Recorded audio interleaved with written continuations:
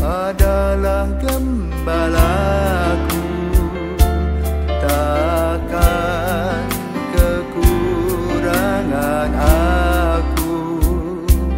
Ia membaringkan aku di padang berumput hijau. Saudara-saudara yang terkasih di dalam Kristus, selamat pagi, salam jumpa lagi dalam Sabda Siap Saji Jumat 24 Mei 2024, hari biasa pekan ke-7. Marilah kita berdoa dalam Bapa dan Putra dan Roh Kudus. Amin. Allah Bapa yang Maha Adil, kami bersyukur kepadamu karena Engkau memberikan kepada kami keluarga-keluarga yang Kau kuduskan sehingga kami hadir dalam keluarga masing-masing dalam kasih-Mu. Mohon berkat untuk keluarga-keluarga Eklesia Domestika ini agar kami satu sama lain, suami istri, saling setia dan mendampingi anak-anak yang menjadikan perutusan mereka untuk hari depan gereja. Karena cinta, mereka pun juga akan mewartakan cinta-Mu kemana saja mereka diutus demi Kristus Putra-Mu dan pengantara kami kini dan sepanjang masa. Amin. Tuhan bersamamu dan bersama roh-Mu. Inilah Injil Yesus Kristus menurut Markus, dimuliakanlah Tuhan. Pada suatu hari, Yesus berangkat ke daerah Yudea dan ke daerah seberang sungai Yordan. Di situ orang banyak datang mengerumuni Dia, dan seperti biasa Yesus mengajar mereka.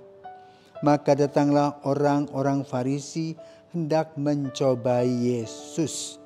Mereka bertanya, bolehkah seorang suami menceraikan istrinya?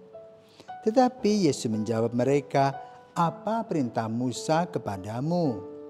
Mereka menjawab, Musa memberi izin untuk menceraikannya dengan membuat surat cerai. Lalu Yesus berkata kepada mereka, karena ketegaran hatimu lah Musa menulis perintah untukmu, sebab pada awal dunia Allah menjadikan mereka pria dan wanita. Karena itu pria meninggalkan ibu bapanya dan bersatu dengan istrinya. Keduanya itu lalu menjadi satu daging. Mereka bukan lagi dua, melainkan satu. Karena itu apa yang dipersatukan Allah janganlah diceraikan manusia.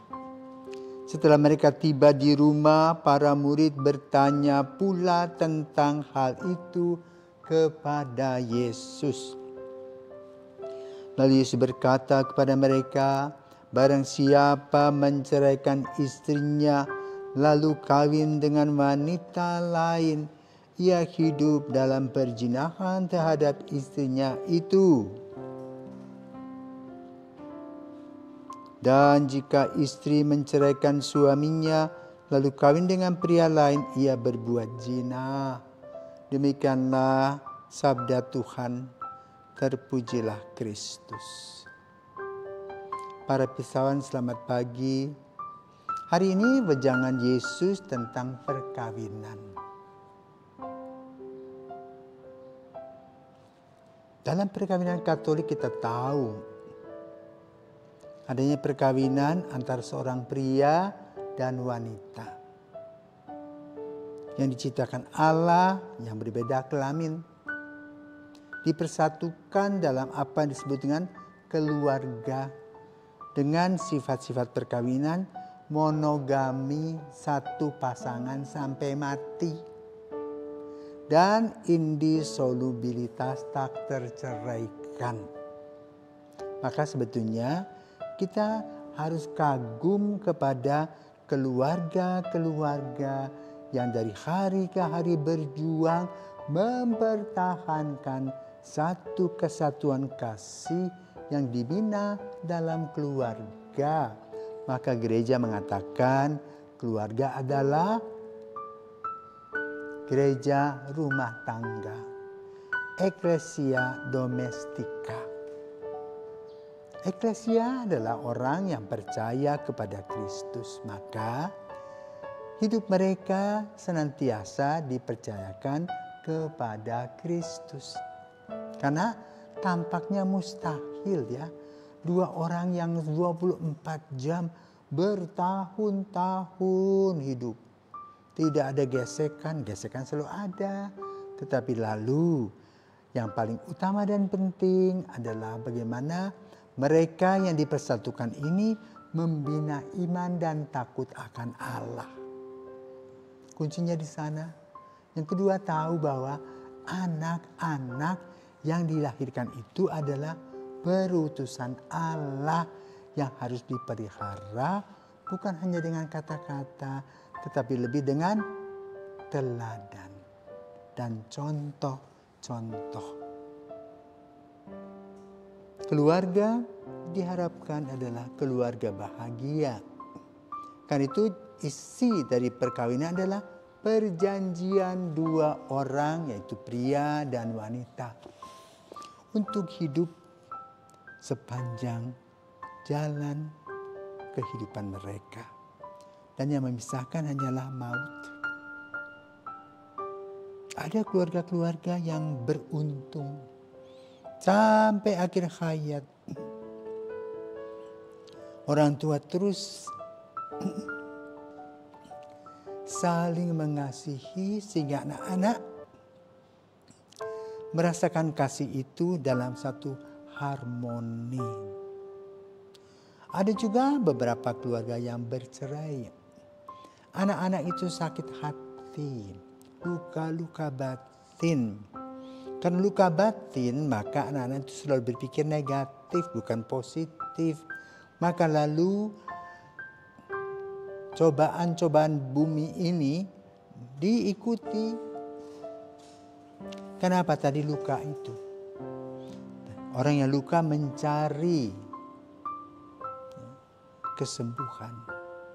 Namun dunia ini hanya menjanjikannya secara semu, bukan menyembuhkan tapi mencelakakan. Kenapa? Dasarnya adalah hati luka karena perceraian. Orang tua harus sadar bahwa anak-anak yang merupakan hasil dari perceraian adalah anak-anak yang luka dan merana. Karena itu orang tua harus sadar. Lalu apa yang harus diisi oleh keluarga? Jangan lupa tiap hari berdoa untuk persatuan dan perutusan cinta agar hidup keluarga dihiasi oleh bunga-bunga kasih. Bukan dengan kata-kata kasar, saling mencaci maki, ngomel yang tidak teratur, mau menguasai, tetapi berjalan bersama-sama menuju kebahagiaan. Kenapa? Tuhan yang mempersatukan.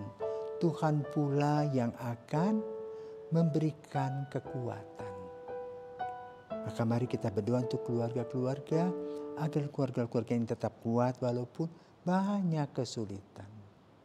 Karena seorang beriman kepada Kristus tidak hanya yang senang-senang saja yang harus kita lewati, tetapi juga ombak dan badai kita lewati, tetapi di dalam dan bersama Yesus kita senantiasa mendapatkan jalan keluar.